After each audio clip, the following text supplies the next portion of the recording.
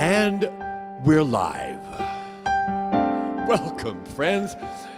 After the cancellation of 2 weeks ago, I am so delighted that we are here together because I really, really wanted this program to happen this year.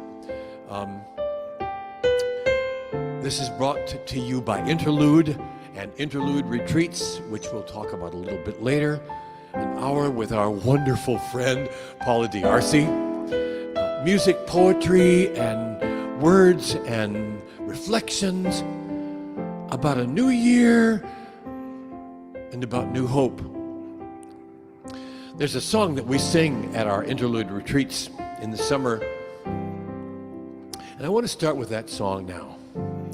You'll recognize the tune, a lot of you,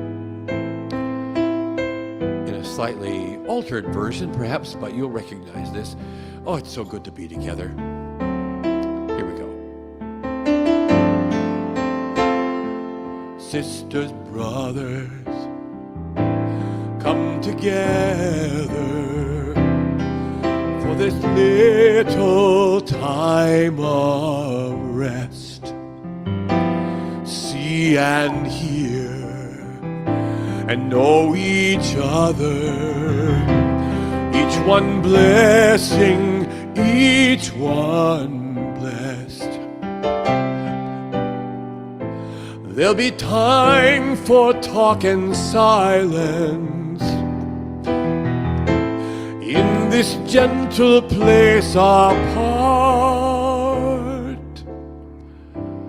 Time to work and wait and wonder, food for body, mind, and heart.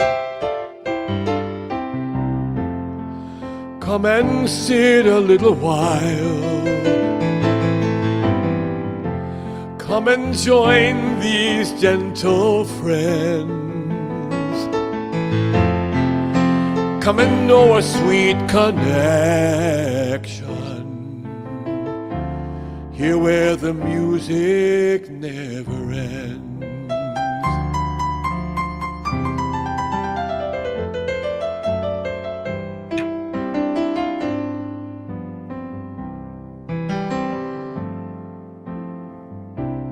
Carefully, we face these moments, fearing that we might be known,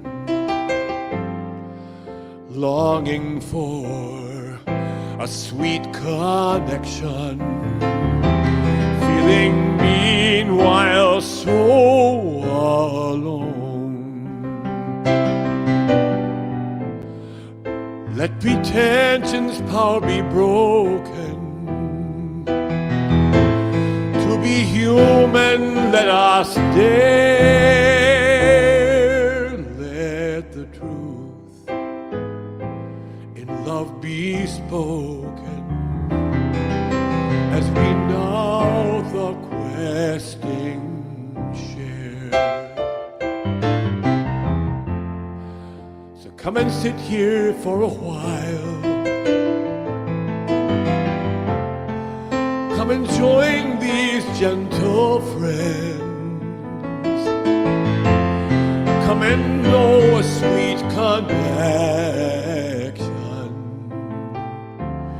here where the music never ends.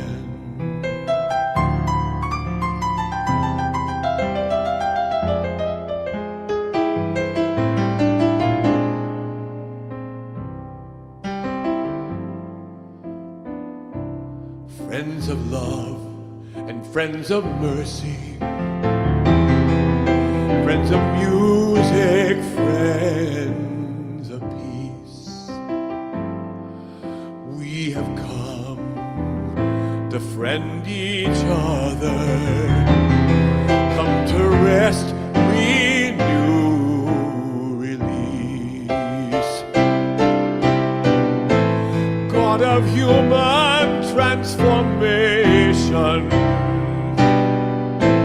for your presence now we pray, we pray. Lead us ever on the journey as we gather here this day. Come and sit a little while. Come and join these gentle friends. Have a taste of sweet connection. Here where the music never ends. Oh, here where the music never ends. Here where the music, here where the music, here where the music never ends, never ends. Here where the music never ends.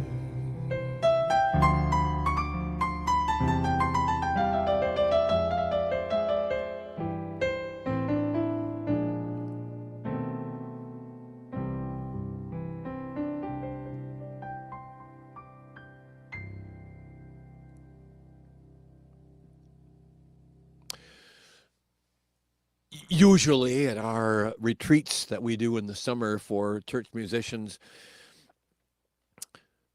we sing our interlude song and then we begin our plenary session. Tonight, in these little moments we have together, I want us to think and reflect on how are we going to make it through this new year.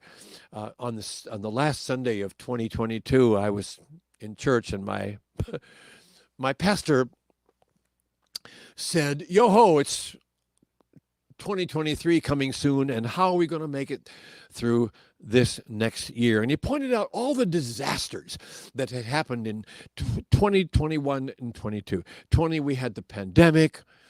And he listed all the horrible things, all the storms, all the monsoons, all the hurricanes, all the floods, all the messed up politics. And then he said, so how in the world do we expect to be hopeful for another year? And I suspect that a lot of us are feeling that way. I think a lot of us are feeling like, well, how is this year going to be any better than the last? And I felt some of that too. I felt some of that sense of not depression, but anxiety about this year. How is it not going to be worse? And it isn't helping that in my lovely state of California now, yeah, we're getting some good rain, but we're also getting massive flooding and we're getting mudslides and houses are falling off the hill.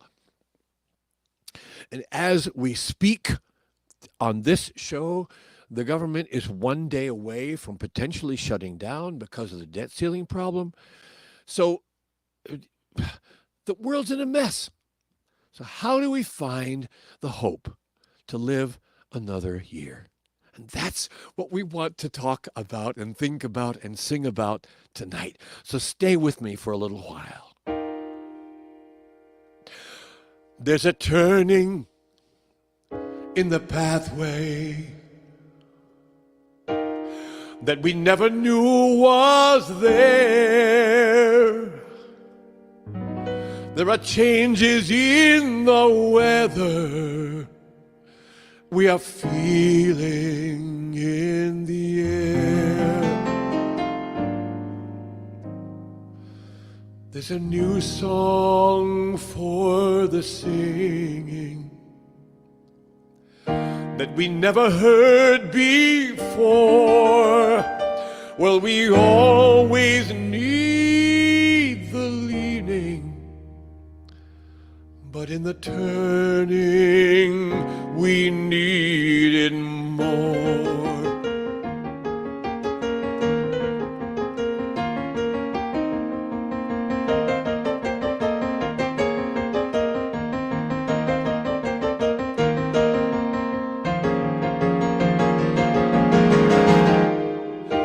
frightened of the turning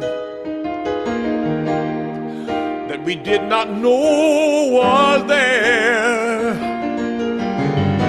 We are anxious about the changes we are feeling in the air. And we do not know the music to the song not sung before. Well, we always need the leading, but in the turning we need it more.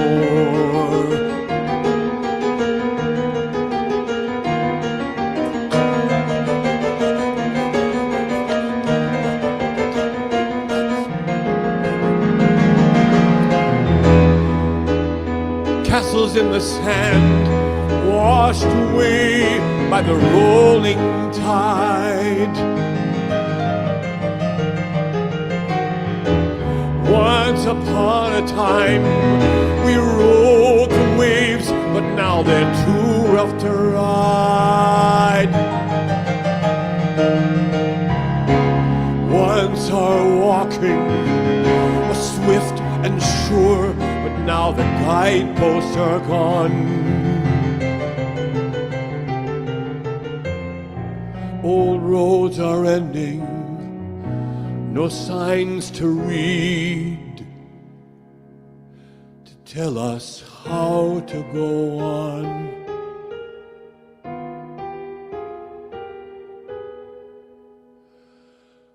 Hold my hand now, don't desert me.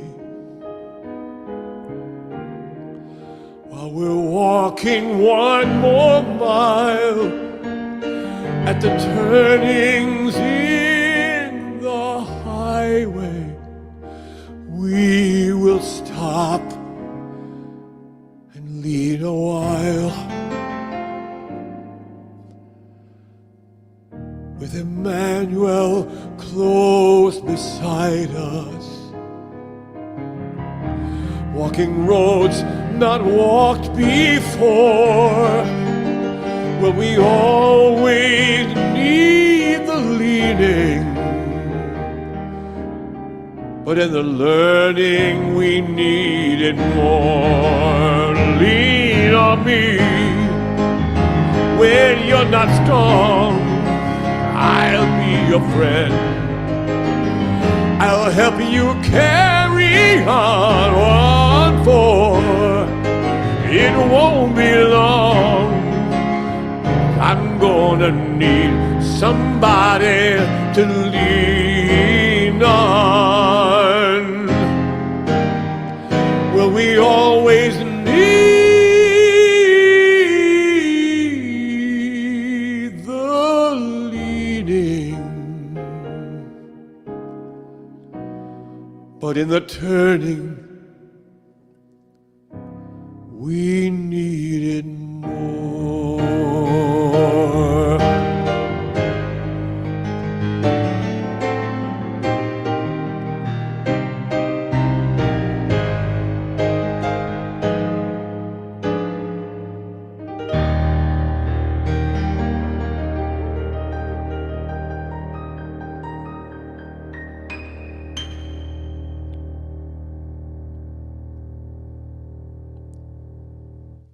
So I can't wait any longer. I want you to welcome my beloved, wonderful friend, poet, writer, counselor, human lover, reflector, thoughtful guide and mentor for so many people. She's conducted probably more retreats and seminars than we could ever name in a year. Paula DRC, Austin, Texas, my beloved friend. Are you here? I am here. You're here. I am here. I'm I love being glad. called a human lover. That's good. I'm so glad to hear your voice. Thank you. So, how do we make it through another year, my dear? Well, you know, when was, I don't know, for the last 10 or 12 years, leading retreats at a beautiful place in North Carolina called Well of Mercy. It's a shout out for you. There's a beautiful artist there named Donna for all of those years, and she would help us to create journals. And we would paint literally the covers of these journals with multiple layers of color. And then she taught us that you could take something this small, just like maybe a 2-inch square, and you could lay it over a part of your cover, and you would find there something that you hadn't seen before, just in that little 2-inch place. And so that's what these reflections are about. It's very simple. It's about people, it's about moments in time, but seen underneath that little 2-inch frame, I sometimes see things that I haven't seen before that are not only beautiful, but that are hopeful. So I want to start with a poem by a man named Frederick Buechner. And the poem is called Listen to Your Life. Listen to your life. See it for the fathomless mystery that it is. In the boredom and pain of it, no less than in the excitement and gladness. Touch, taste, smell your way to the holy and hidden heart of it. Because in the last analysis, all moments are key moments, and life itself is grace. As my dear friend Richard Rohr has said so many times, it's a matter of seeing. It's just a matter of seeing. So I was cleaning out files a few days after Christmas, and I came upon something I didn't even realize I had, but it was the remarks of a man who had been a senator in the US Congress, but many generations ago, he had been a civilian that went up on a space shuttle, the Space Shuttle Discovery. And they decided to let some civilians come on that fact finding trip. They made, I think it was 108 revolutions around the Earth. They were in space for 6 days. And what I found was what he said. He wrote, no matter how much training I'd had, he'd been a veteran Navy pilot, I was not prepared for the first view of the Earth as I looked at it in its entirety. Because, we go up in airplanes, we see portions, but I've read this so many times of people looking at Earth from space, and it's altering. He said, I thought my heart and lungs had stopped. It was just beyond my imagination, any imagination I'd had of what it would look like or feel like. The 7 of us on board represented 5 different religions, and we all agreed it just doesn't make sense how people on Earth treat one another. It doesn't make any difference what country we come from or the color of our skin. The perspective of seeing an entire natural environment all at one time changed my life. So think about that for a moment, what that would be like to be apart from this world in space, viewing it, let alone hoping against hope that you'll be able to return to it. But what that sight would be, seeing it at a distance. He said, since that experience, I'm more considerate. I'm more willing to work with people. I love this line. I'm softer in my leadership and how I try to achieve things. And I went to bed that night really thinking about that. And when I awakened the next morning, I had another place to put my little frame. I received an email from a friend, and she sent a lot of photos of Christmas at her house. She comes from a huge extended family. And so at first I was scrolling through, and there were lots of pictures with dozens of people in them, in front of the fireplace, around a tree. But then I stopped when I scrolled to the next frame, and it was her 2-year-old grandson. It was Christmas morning. She told me this. Gifts had not been opened yet. He was all alone in this room where somebody had taken the Christ child from the creche and put it on a hassock. And there he was. He has really golden hair. He was wearing a red plaid shirt. He was up on his toes because the hassock was high for him. And I could see his little hand spread out to give him balance. And he was looking at that porcelain figure, which I have to believe that somebody had said to him, "This is the baby Jesus." And the look on this child's face was unbelievable. I was struck by how close he came to it and how intently he was watching. As I studied the picture, the words of the civilian astronaut, Jack Darn, came back to my mind when he saw Earth from space. And those two pictures began to merge for me. Someone looking from space at the beauty of Earth, and then this child looking into a face that obviously for him was not a porcelain figure, but had become really real. And he contemplated that little figure. So both of them, the man and the boy, contemplating an experience that really had a meaning that was beyond words. Now, Jack Darn tried to put his experience into words, his sense of the wonder of it all. The 2-year-old boy didn't have words, or not enough words for it, but I could see everything in the encounter in his face and just in the way that he was looking. So I kept thinking about these two moments. I had witnessed them not even 24 hours apart, but in actuality, the senator had gone into space 38 years ago, and at Christmas time, he turned 90. And the little boy was 2. Yet both of them not only looked at something, but then they began to see it. And it's the way that we, I think, find ourselves past the appearance of things and into the meaning of this life that we're leading.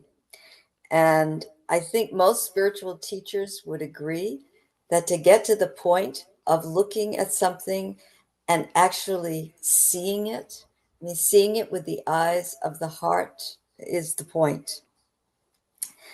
So some night when you can't sleep, you might think about the space traveler and the 2-year-old boy. My question was, what if I, what if you, what if millions of us began to see the world in deeper and deeper ways? Because I think that's what it will take. Beyond the appearance of things, I am much more, you are much more, the world is much more than it appears to be. So Ken, I'll turn that back to you.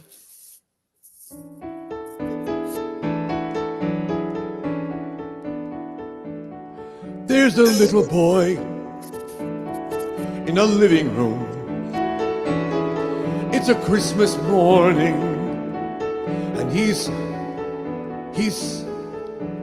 looking. He's looking, totally engaged, totally absorbed with a porcelain figure.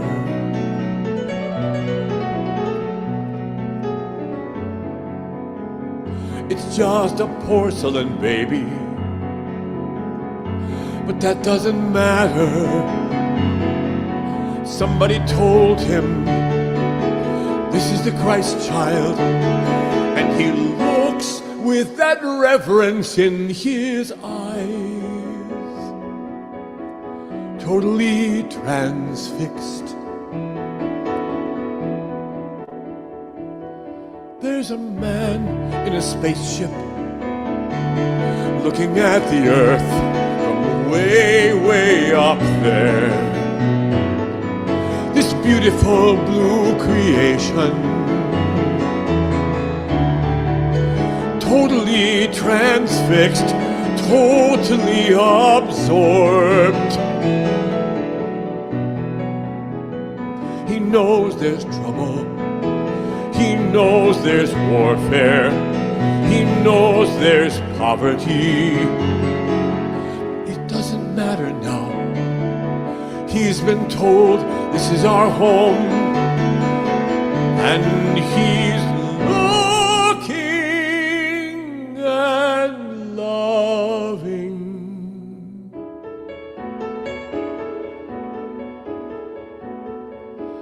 I hear a bird's wing flap above me in the tree, and I listen, and I am amazed.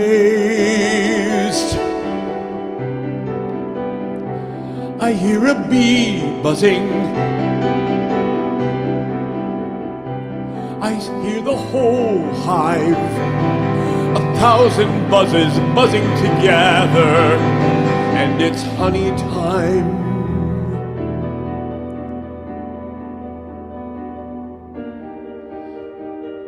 I hear a dog in the neighbor's yard, barking, greeting his master. Glad you're home, let's go for a walk. It's a wonderful day for a walk. Ruff, ruff!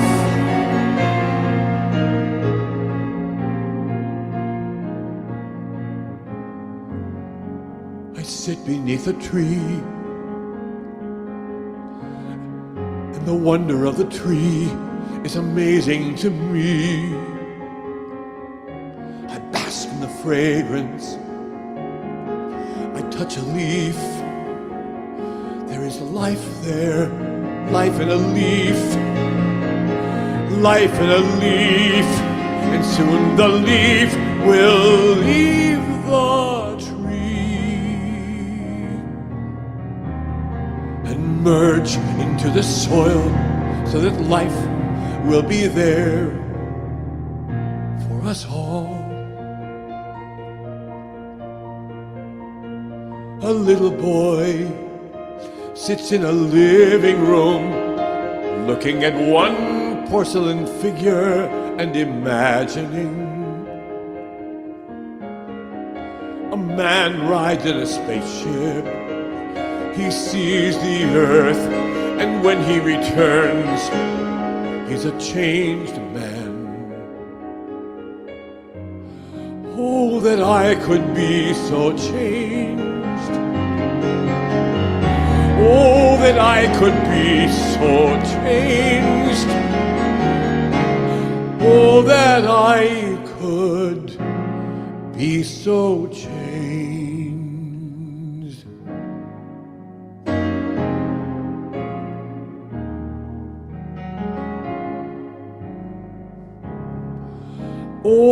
Open these eyes of mine. Teach me to see again. Open these ears of mine. Teach me to hear what I never heard before. Open this heart of mine to the grandest and the smallest things. Teach me to know, teach me to taste, teach me to see. Like a little boy on Christmas Day, and a man in a spaceship way up high. Teach me every day to find those things to see those things, to hear those things, and taste those things, and feel those things that keep me changing, keep me changing, keep me changing, keep me changing.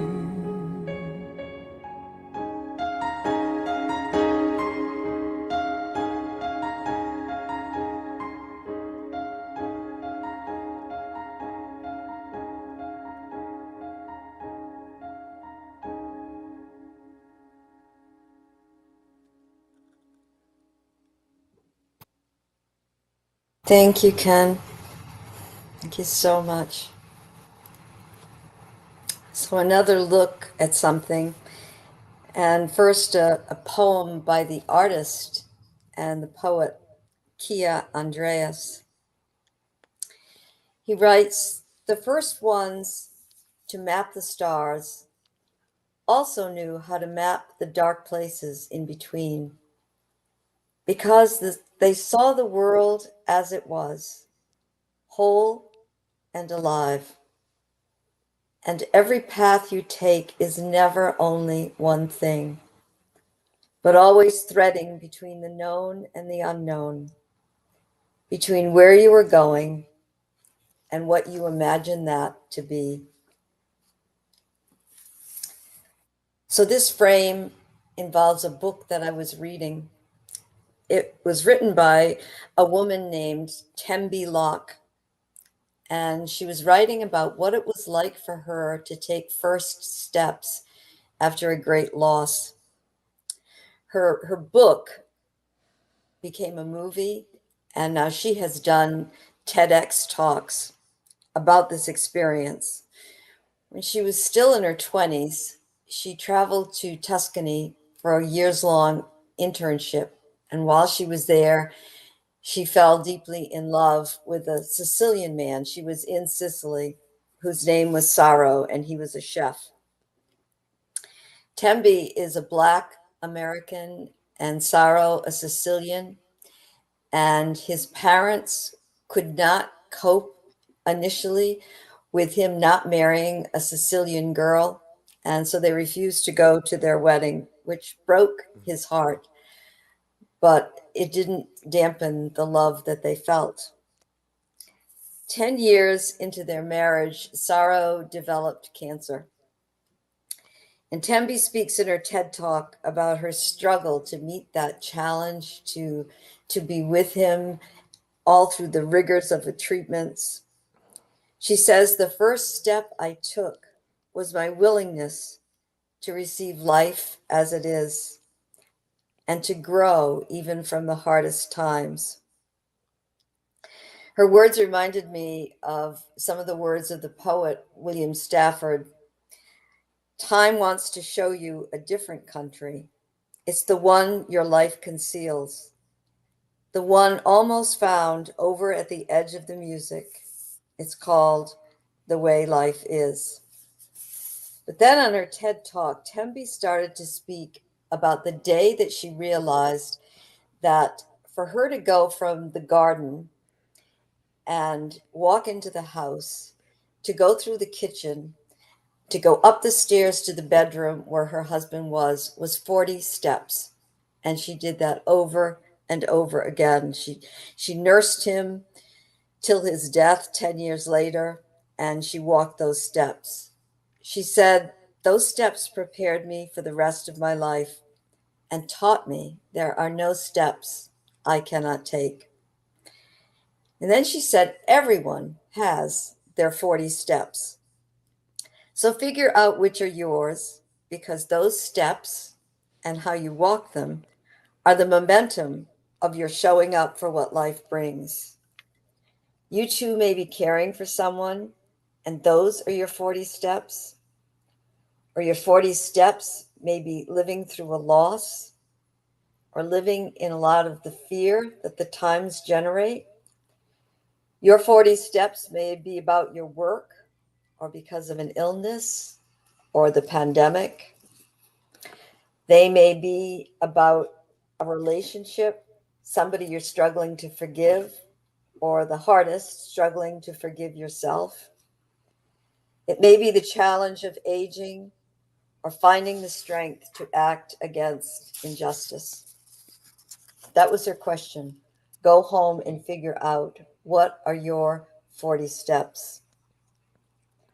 Again, the poet William Stafford says, time offers its gift in millions of ways, calling every morning, here, take it. It's yours. So Ken, it's yours.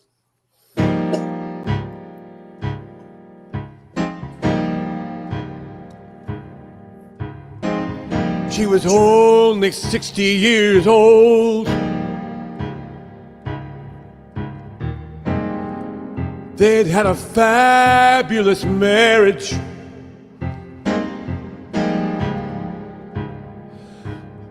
He was on tour on the road for years and years, and that's how they survived.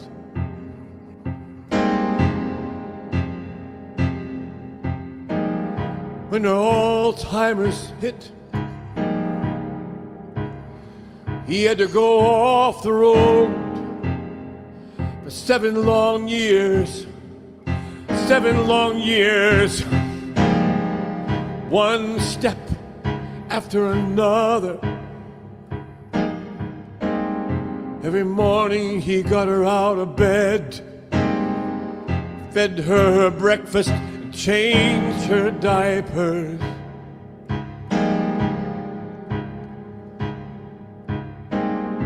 They'd talk a while, and she'd go back to sleep, and he'd maybe have an hour or two. And she was up again, change the diaper, make the food. Day after day, it's his 40 steps, 7 long years.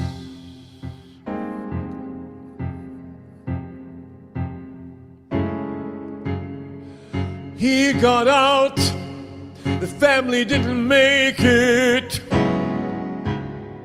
and now he tries to make contact every single day. He can't know where they are or what's happened to his loved ones. What will he do? Day after day he calls and he tries. He's tried everything he knows of. He bows his head and gets on his knees in an agony of prayer. Step, step, day, day, day by day.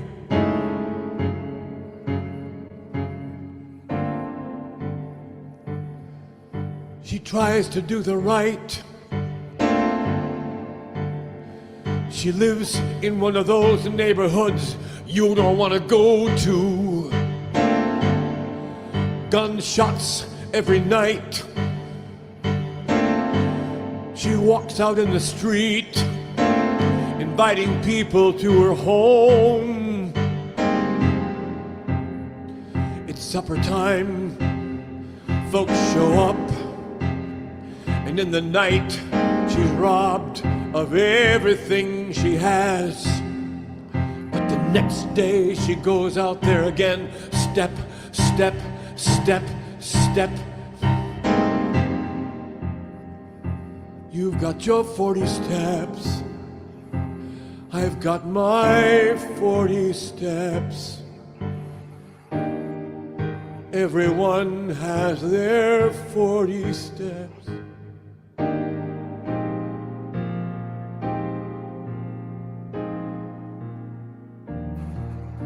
Ooh, let's keep walking up those steps. Ooh, even when it hurts. Yes, it's never gonna be easy, but that's not what we're promised. We're promised life. And when it's hard, it's still life. And if sometimes you simply want to give it up, then give it one more day. One more day. And if sometimes you want to simply quit, then give it one more chance. One more dance.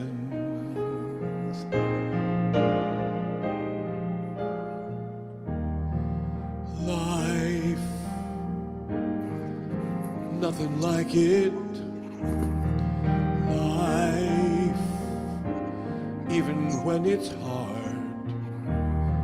40 steps, walk and walk and walk, and the knees get sore, and the legs get sore, and the hips get sore. But you walk, but you walk, but you walk.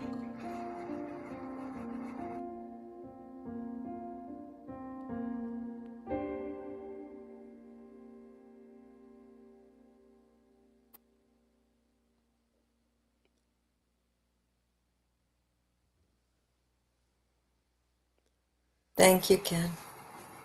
Thank you.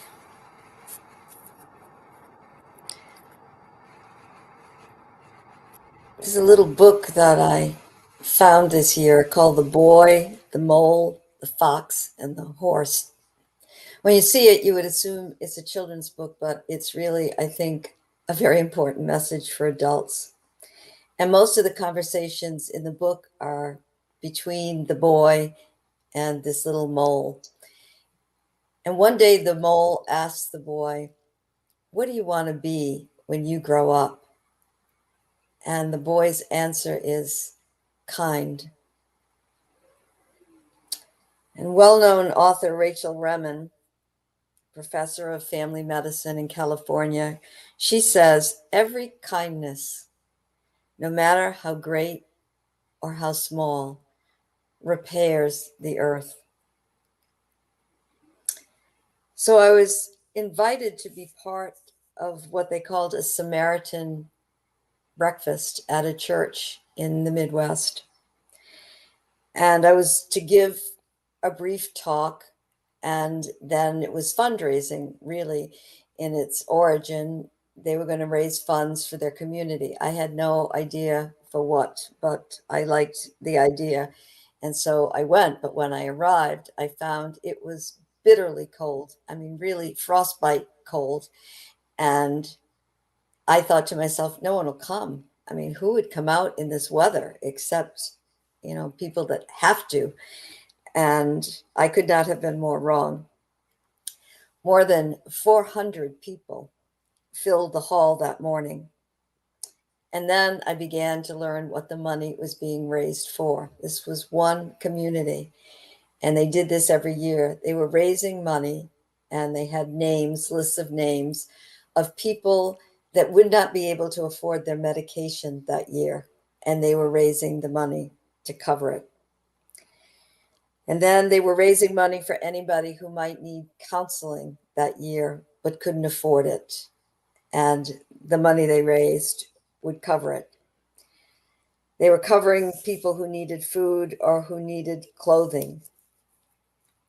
And every year they came together, one person said this, so we can live in a more beautiful way. I started to take notes on my napkin. It was so beautiful. Someone else stood up and said, sometimes we bring anger when we could bring kindness. Another voice said, the rules can only take us so far, but love, we've learned love can take us everywhere. And every head in the room was nodding.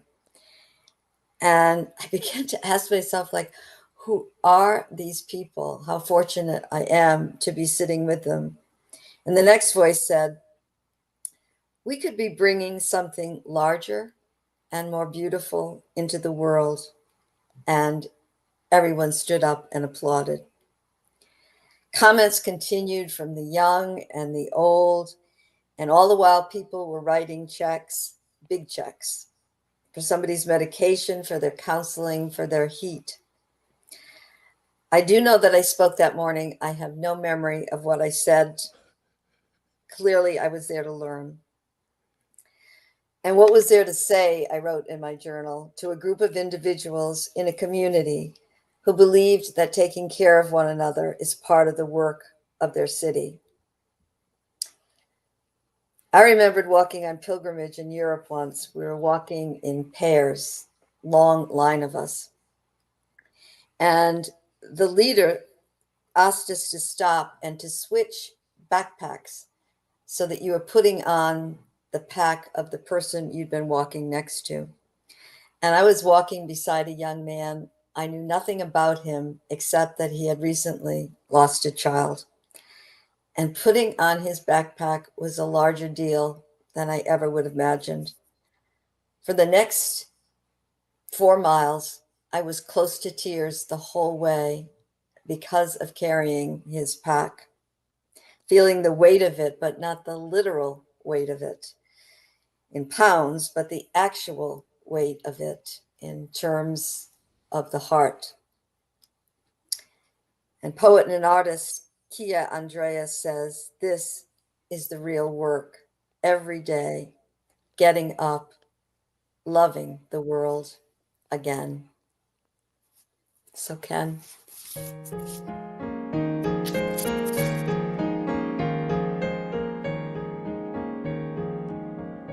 Let's invite folks to breakfast. Everybody knows. For a while, let's switch backpacks as on our way we go. And we might discover some things old and new. We might discover things we need to do. Locked inside our skin, we live so far apart. What I wouldn't give to hear the beating of your heart. Trapped inside this flesh, as if inside some shell. Isolation is a game we play so very well. Here we stand, so many separate people who are longing to be known, trying to deal with the ache that we feel because we hate to be alone. God of uniting, we stand in your presence, and this is what we pray. Close the gap with every passing day.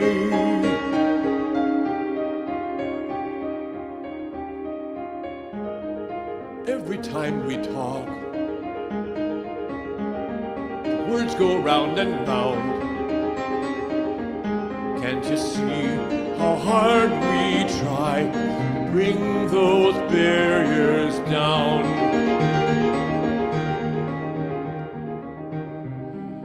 Every time we touch, we say what words can't say. How long will it be until we lift those walls away?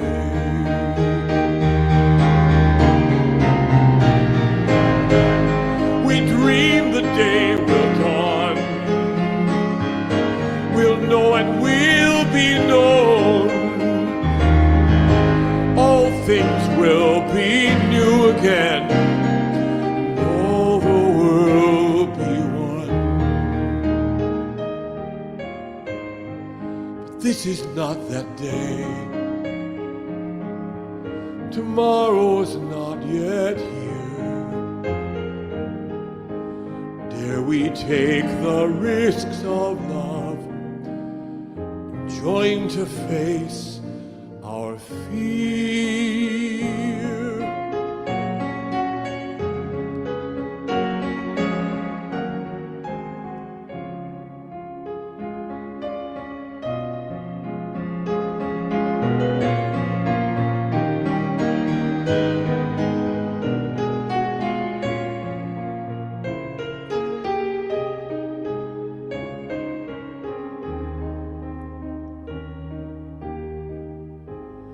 Here we stand, so many separate people who are longing to be known,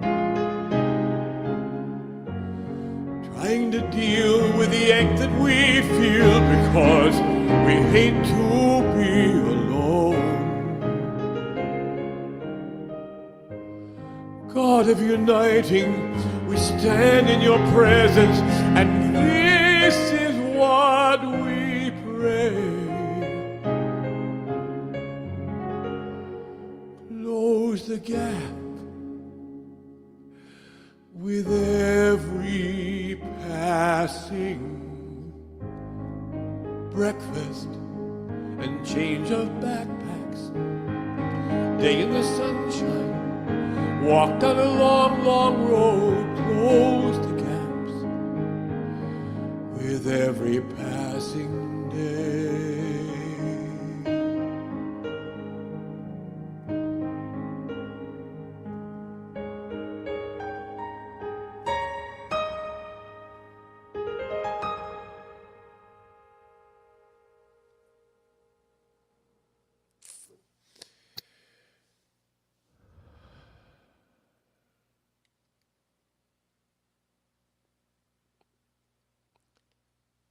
I was waiting, Ken, because I thought you were going to say something.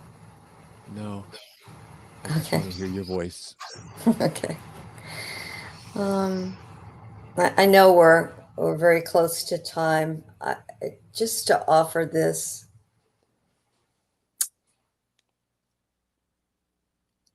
Frederick Buechner was a teacher at a private school, and he had a class of, I guess, 13-year-old boys, very close to dinner time, so it wasn't easy. He taught literature.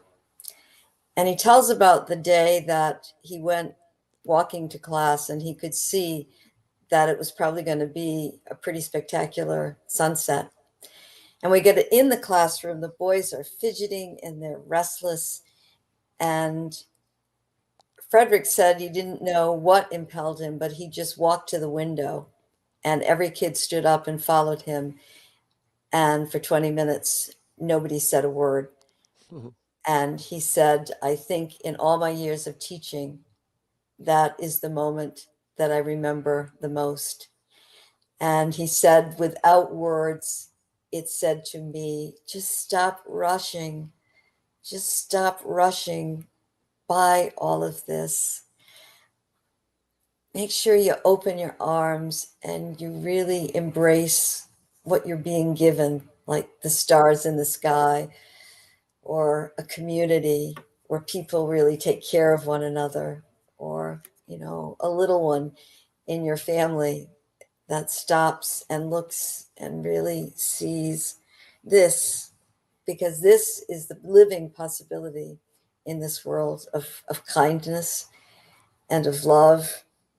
And if we don't keep moving so quickly, we expand all of our opportunities to find this and to really be filled by this. There's no way life is supposed to be. We made that up and we have to let it go. It's everything. Everything in this world is speaking at the same time. The sunset and the children and those who are mourning and people taking their 40 steps. Everything is speaking at the same time. So just slow down and listen. Ken.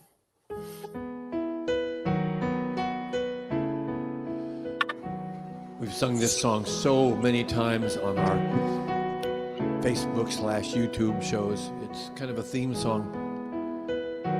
I'll sing it again. Oh, the song is alive everywhere. The song is alive everywhere.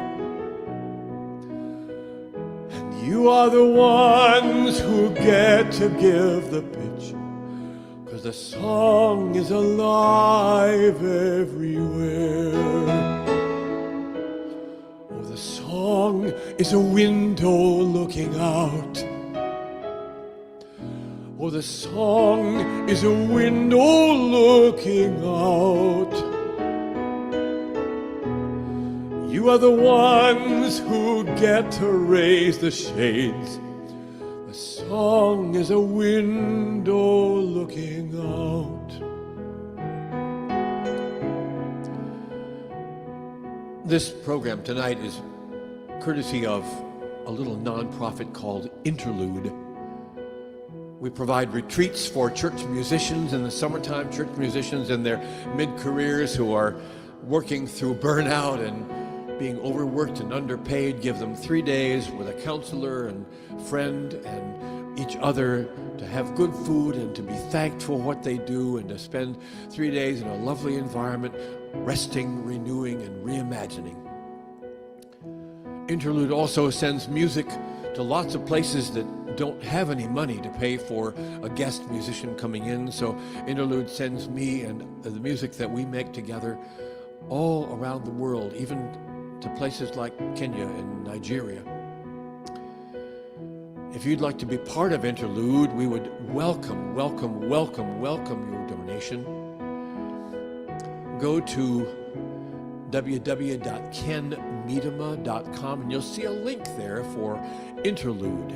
Click on that link and you'll see all about who Interlude is. If you're part of a church and wants music for your congregation that talks about some of these things we've talked about tonight, about justice and community, there's a music project of which I'm a part called the Convergence Music Project.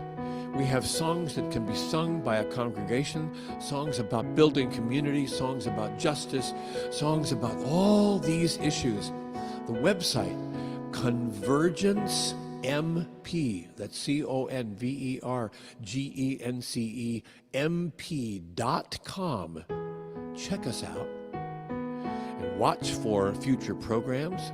I'd love to come and do a concert in your town, at your church, in your location. I'd love to sing and reflect on some of these issues that we've been reflecting on tonight. So come to our website, kenmedema.com, and let's see if we can figure out some way to be together. The song is alive everywhere. And I thank you so much, Paula DRC. Song is alive everywhere. And you are the ones who get to give the picture. For the song is alive everywhere.